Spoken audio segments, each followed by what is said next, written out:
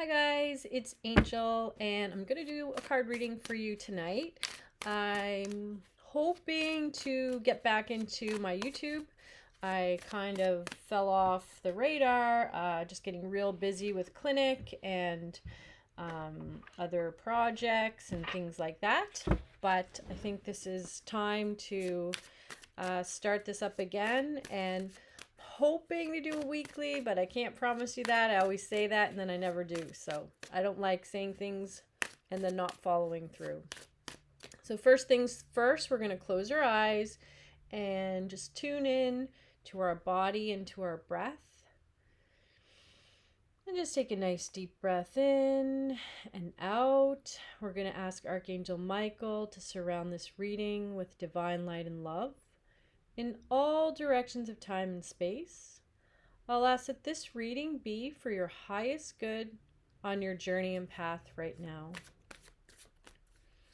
Just take a nice deep breath. Whatever questions you have, just bring them into your heart center. I'm just going to shuffle the deck till I'm guided to stop.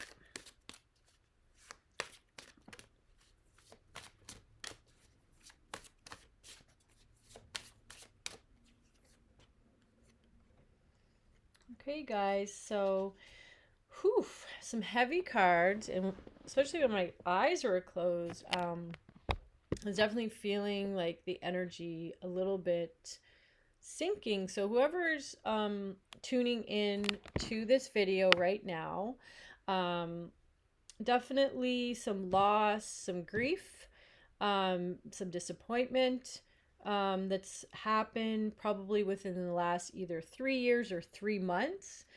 And definitely that's been really hard to accept. Now, loss does not necessarily have to be the death of someone. It can also be loss of a dream, loss of where you thought you would be in your life, loss of a routine, loss of friendship, or like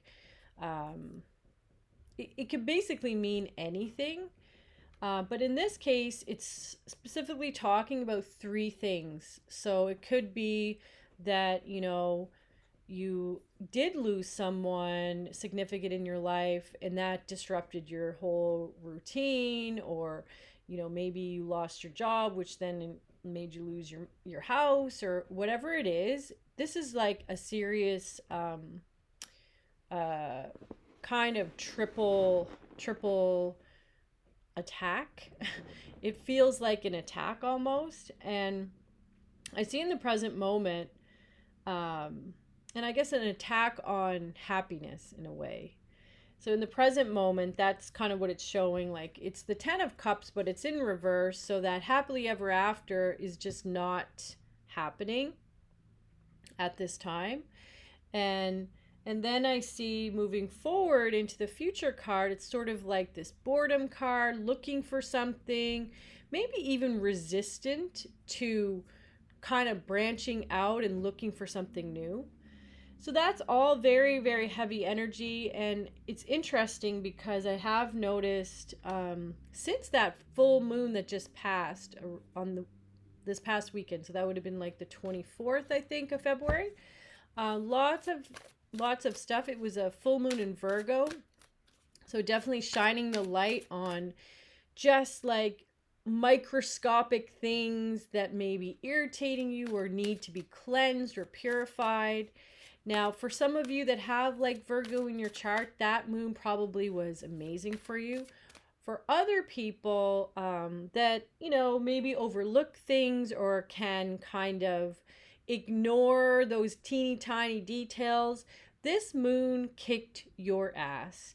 And it's probably still kicking your ass, okay? So perhaps this energy that I'm sensing for those of you that are tuning in, this is this moon is probably shone a light on themes that have been going on for a while, but maybe it's coming to a head right now. So we're just going to ask the guides, what can we do to kind of lift the energy up to get through this difficult time? Because life is always going to be a balance. It's not always going to be, rainbows and bubbles. And I never like to kind of give that kind of advice to people that are going through difficult times, like that toxic positivity that's so prevalent in the new age community. That's not the way that I do my readings. I'm going to be really blunt and honest with people, especially when they're going through a shitty time. I'm not just going to tell them, everything happens for a reason, because that shit really just doesn't help the situation. But what I am asking the guides for is, what can we focus on to kind of help us get through this difficult time? That doesn't mean ignoring our feelings, invalidating our emotions. That's not what I'm saying.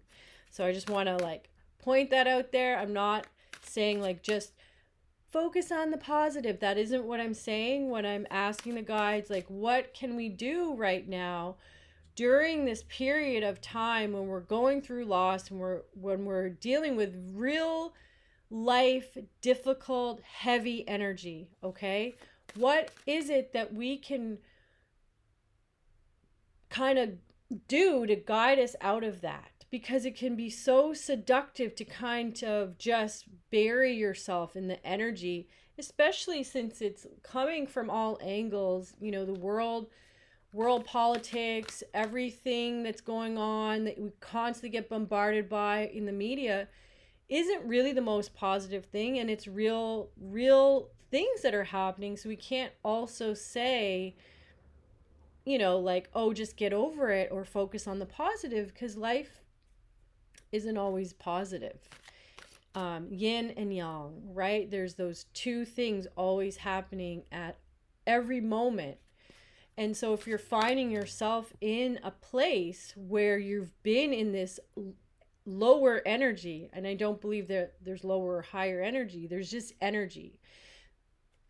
If you're finding yourself in this place for a really long time, which is indicated from the cards, where there is loss, where there is sadness, where there is grief, where there is disappointment, where your happily ever after is just not happening, where things that you wanted are not actually occurring, what can we do? So we're just going to ask the guides to help us with that. And particularly, I'm going to call in the angel Layla. Now, this angel is angel number 6. And this angel is the divine light, brings divine light and healing to everything. So I work with this angel a lot, especially during hard times, as we all go through those times. I will bring in this angel just to bring more light around this dark situation. Again, not toxic positivity, not saying pretend, hard times don't exist, just bringing in some light to help us see our way through the darkness. So we're going to invite Layla Hal in. We're just going to get you at home to chant that angel's name 3 times with me. Layla Hal, Layla Hal, Layla Hal. So we'll just ask this angel to come in and help us to see through this dark time, to lift our energy up, and to give us hope. Hope is something that we give ourselves during difficult times. And we'll ask this angel to help give this gift of hope to us during this hard time. Just see if there's any messages from the cards as well. Okay, so I really love the cards that came up. So the first one is the 2 of Wands, and in this particular deck, it's called the 2 of Gabriel, and it's talking about making some bold and ambitious choices. It's a really good card for networking as well. So if you are finding yourself isolating yourself, just staying away from people, not feeling super social, because that's what happens. That's a natural thing that happens when you're going through a hard time. You don't feel like being around people. You don't want to, play the banter game of pretending you're okay, because really in the social construct, it's not always appropriate to share what you're going through for whatever reason. That's just the way we're conditioned. It's like, keep it at home, keep it behind closed doors, don't talk about it, pretend you're okay. All of those things we do. So when we are going through real difficult times, we tend to isolate. Not everybody does that. Some people like to publish all of their drama on Facebook and let everybody know and get support in that way. I'm not sure how I feel about that, but I kind of think you can get a hint of where, by the tone of my voice, what I think about that kind of way of processing. But I also don't know if I feel kind of a certain type of way about that processing because of how I've been conditioned in society to not share my dirty laundry to the public. In any case, the guides are talking about kind of meeting new people, getting into different circles, different social situations. As hard as that is to do when you are really low, and that's impossible sometimes when you are like at the, in the depths of despair, when you're in existential crisis mode, getting out with new people is not really a thing. So what they are encouraging you to do, if you're in that dark of a place, to find community online even. So that is a little bit easier to do when you're home, by yourself and you don't feel like getting out into social groups. Then you could do like online community kind of outreach. And they are also talking about really getting yourself a little bit more organized. Now, I don't want to put pressure on you getting organized again when you're literally just, destroyed inside is really hard to do. So what they're saying is just one small thing each day to get organized. So that might be make your bed one day, or take your garbage out, or reach out to someone that you trust and ask them to help you organize your home. Bring in a friend, bring in someone you trust, especially someone that is non-judgmental, because it doesn't really help you if you bring in someone that like a family member, but you also know they're just going to be shitting on you the whole time. That's not what they're saying. What they're saying is call in someone that actually can help you, whether that's a professional or a close friend or a family member that isn't going to, use your difficult time and how you're kind of processing that difficult time against you later. And that includes friends too, because sometimes, we've all had that experience where we've had friends that are just not that good for us. The other thing they're saying is there are some choices that you need to make. So the 7 of Raphael comes up, or the 7 of Cups. So this is more of a dreamer card in the traditional tarot. The woman she's looking up in the clouds and there's like 7 cups and they're overflowing with different items and she just doesn't know which one to choose. So what they're saying is there are options and you can sort of look around. It's kind of, again, really hard to do when you're in a hard place. But if you shift your perspective even a teeny tiny bit and start to look for the opportunities around you as if they're already there, that's a better place to be in than just assuming there's nothing available to you, because there is that notion of the power of the mind, right? If you don't believe there's any opportunities for you, there's no hope, then you're not going to be able to see it. Even if someone brings it to you, serves it right up to your face, you won't see it. So all the guides are asking you to do is just open up a tiny bit to the possibility that there actually is opportunities, and make it kind of like a scavenger hunt where you have to look for them. Like, where are they? They're out there, but I don't see them yet. But that doesn't mean they're not there. They are out there. Of course they're out there. If you think about the multitude of people and situations and the million possibilities available to all of us on earth, it doesn't make sense to say like you don't have anything available to you. That doesn't make logical sense. So use your logic to counteract the belief that's working against you. Because the logic will tell you, like with just like probability, like the probability, the statistics, that there's so many possibilities out there that are endless. There has to be something available to you. One small thing.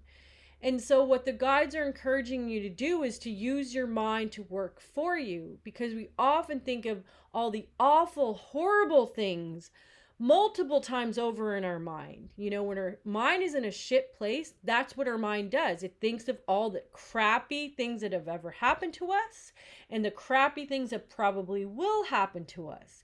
And the chances of those things happening to us are as possible as good things happening to us, but yet we'll spend our time thinking about those crappy, shitty things when that reinforces our feeling of being depressed or being sad, because we're really focused on this is terrible thing could happen to me, or this terrible thing happened to me. So what they're suggesting for you to try, and it's just a suggestion, you don't have to take this advice at all.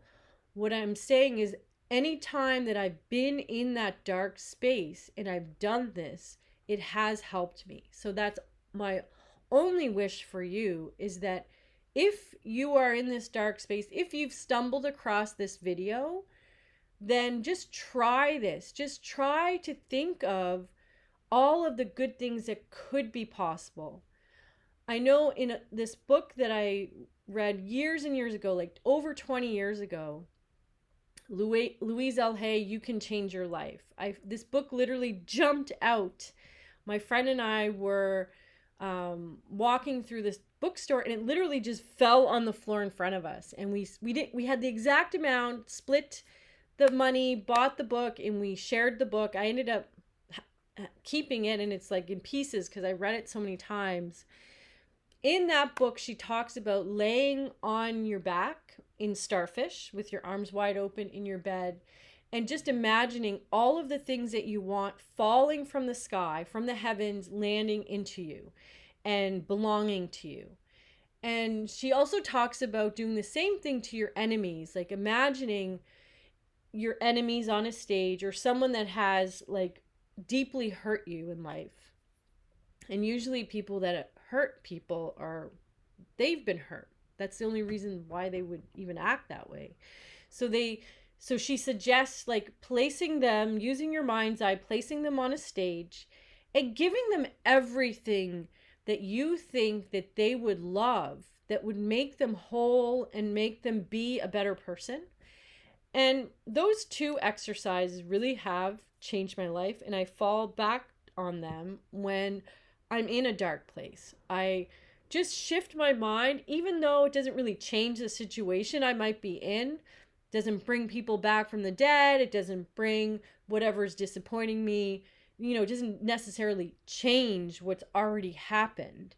But what it does do is it keeps my mind in a space so that I don't just flush myself down the toilet with those events that have occurred, the deaths that have happened that have, hurt me. It just keeps me in a place that I feel more balanced and centered, that I feel like, okay, life can go on, and I don't have to keep revisiting the same wound over and over and like just staying in this pain forever. I'm just going to see if there's any other guidance that comes through.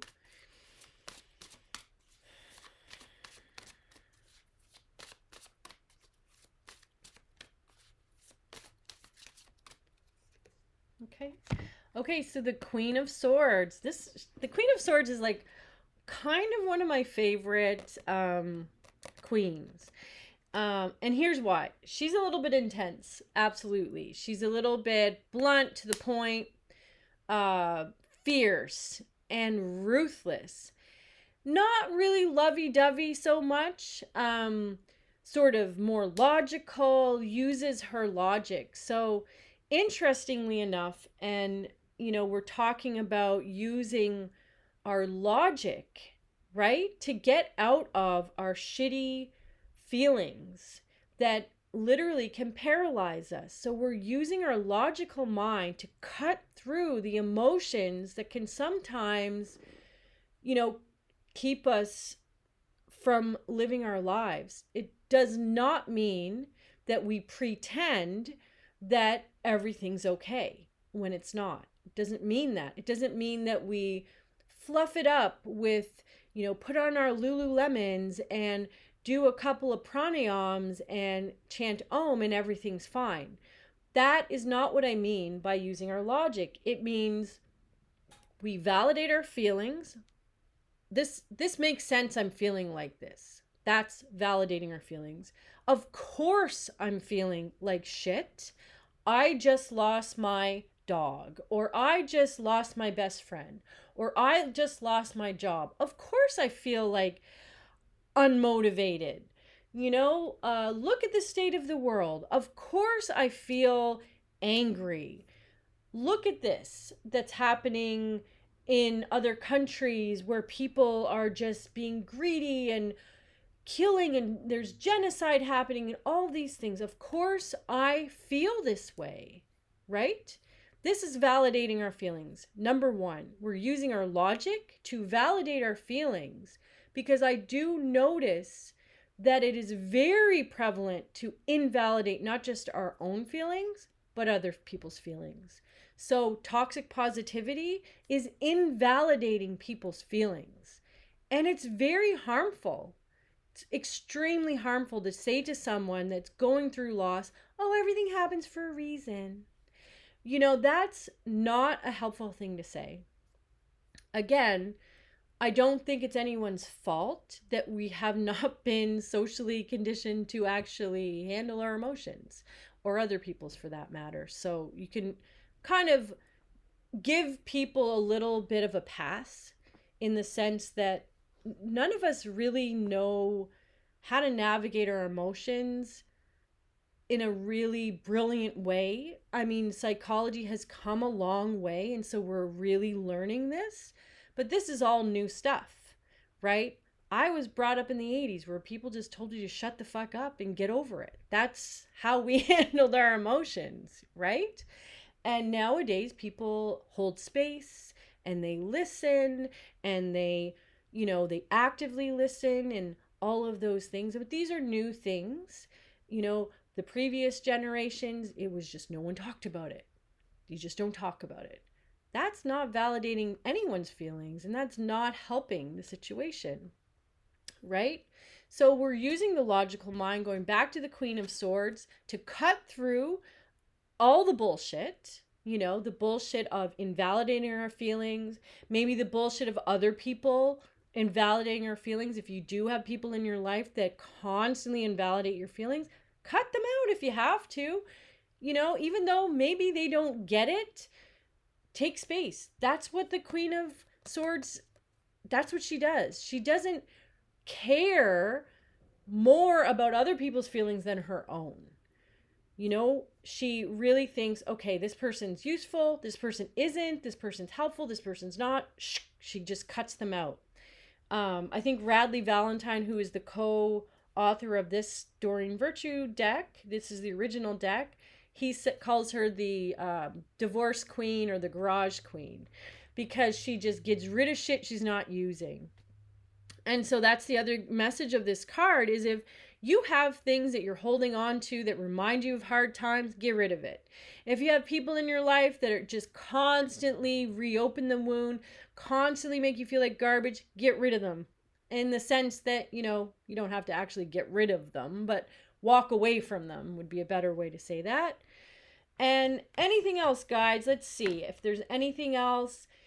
I love this card. This is the 8 of Swords. And so in the traditional tarot, it's a woman. She's tied. She has a blindfold, and she has all of the swords around her, almost like a prison. Doesn't sound like a good card, But in this deck, it says, you can be free.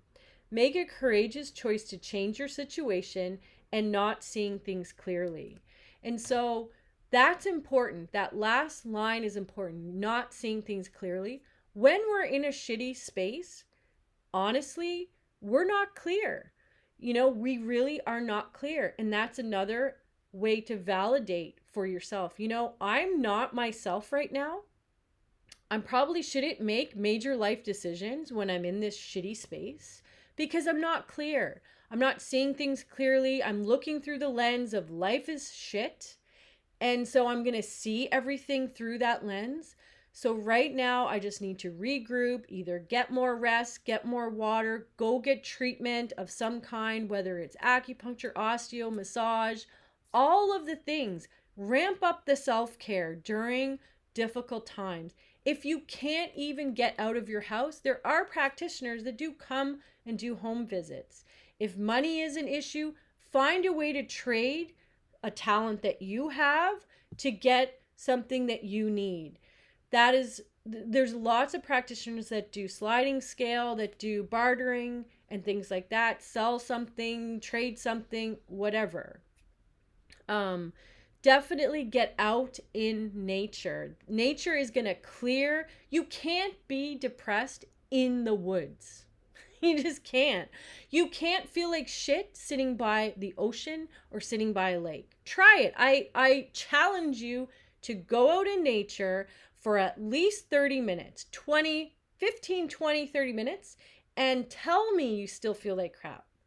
In that time, maybe when you return back to your home and everything again, the clutter, the mess, all the things, the reminders, this is where the garage queen comes in, all those reminders will, bring you back to that place. But while you're in nature, you can't feel like garbage. You just can't. Nature is very, very healing. So that is the last message that the guides are saying. Get out in nature, clear out any trash, including, people that aren't really helping you in life in any way, shape, or form. You want to make sure that you have your supplements if you can, or you're eating at least something that's nutritious. Cut out refined sugar because that shit is poison. I promise you, when you are in a shitty place, refined sugar is just going to keep you in that shitty place. And I'm not saying don't have sweet things, because sweet things actually, it's a natural thing for you to crave when you're in a place that's not very, like, in a good mindset. You're gonna crave sweet things. Try to find healthy versions of sweet things that aren't gonna make you feel worse. So, fruit, for example, nature's gifts to us, that are nice and sweet, honey or maple syrup, all of that. Definitely you can have those things. It's the refined white sugar that you want to avoid.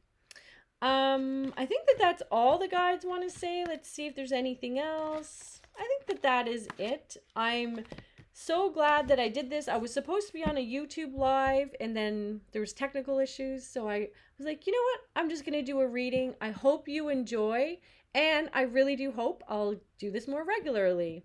Leave some comments below and let me know if any of this resonated with you. I would love to hear from you. Take care. Bye now.